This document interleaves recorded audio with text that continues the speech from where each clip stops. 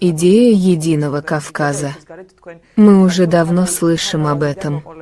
У нашего первого президента, господина Звиада Гамсахурдия, была эта идея, и вы за эфиром сказали мне, что эта идея существует начиная со времени Парнаваза. В сегодняшней мировой геополитической обстановке эта идея кому-то может показаться очень романтичным вопросом, а кому-то провокационным.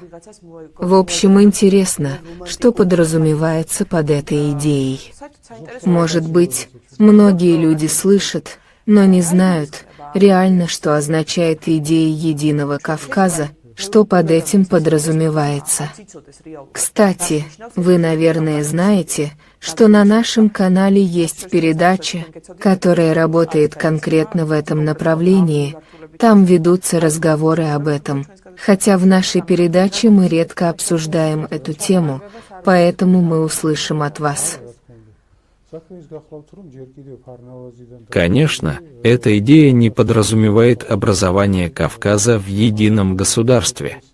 Дело в том, что начиная еще со времени Парнаваза, отношения с соседними народами Кавказа стояли на очень высоком уровне.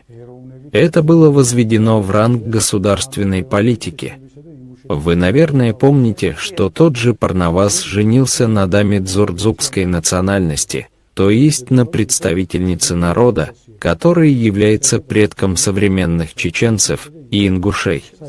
То есть нашей первой царицей, царицей единого грузинского государства, была северокавказская женщина, дочь общих предков чеченцев и ингушей.